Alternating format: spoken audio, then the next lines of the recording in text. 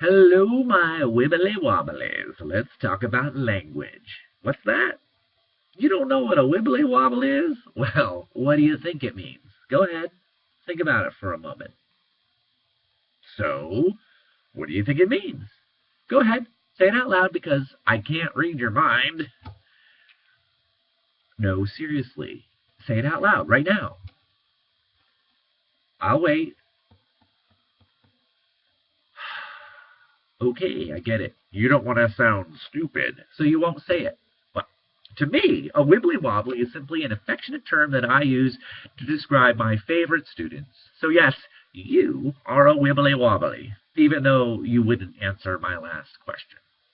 All right, let's do some more. I'm going to show you some cards, and you take a piece of paper and write down or draw what comes to mind. Go ahead, get a piece of paper. I'll wait. All right, now here's the first one. Again, just write down whatever comes to mind, or you can draw something if you prefer.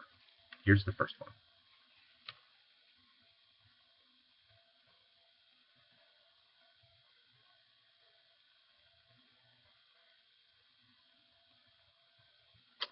All right, here is the next one.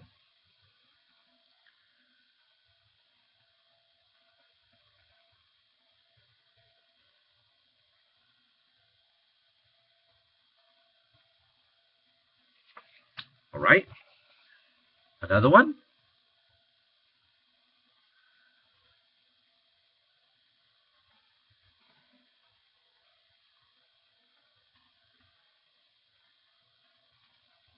And finally, the last one.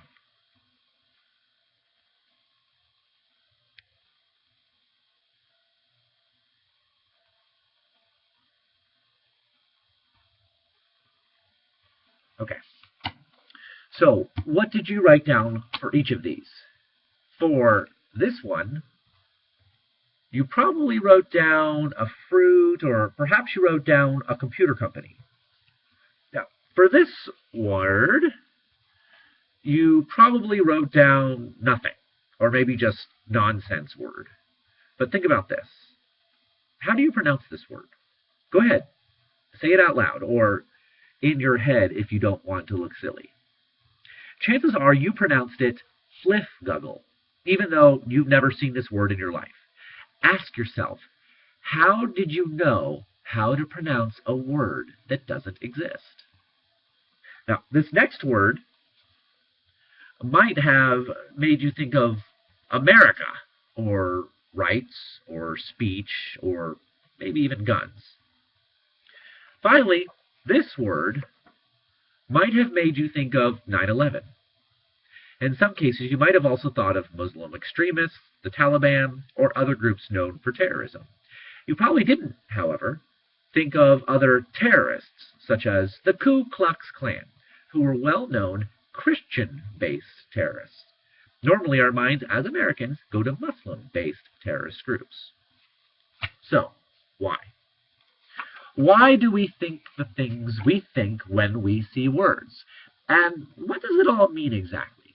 Now, to better understand this, we can look at several basic principles of language. I've identified 4 of them for you. The first principle is that language is arbitrary. That is, the symbols that we call letters of the alphabet that we string together to form words are fairly random. This formation of letters is no different than this formation of letters, other than the number of squiggles present and the fact that one means something and the other one doesn't. Which brings me to the second principle. Meaning doesn't actually reside in the words themselves.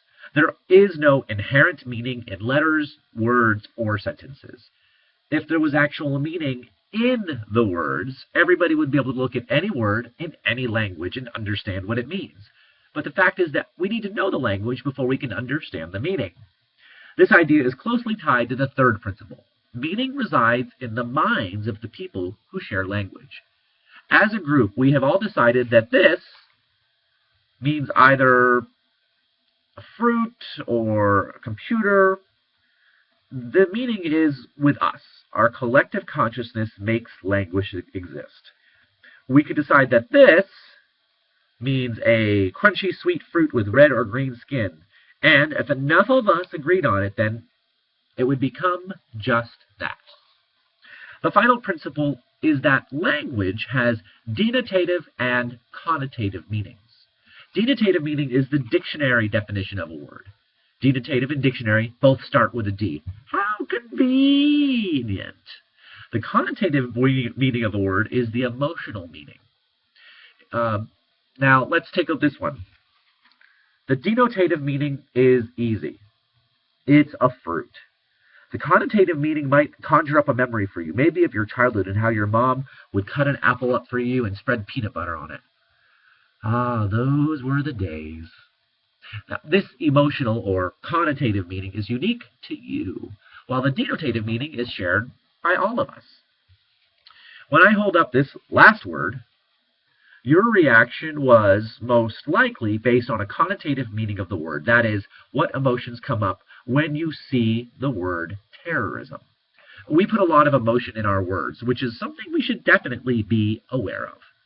And those are the 4 principles of language that I want you to focus on. To recap, language is arbitrary. The meaning of language is not inherent in the words. The meaning of language is in the minds of the speakers of that language. And language has denotative and connotative meanings. Well, my wibbly wobblies, I hope you enjoyed this lesson. I need to go now so I can pick up some Fliffguggles at the store. Have a chirpy, hang nutty, and bliggity the non-shyisers all dangy slicklidy.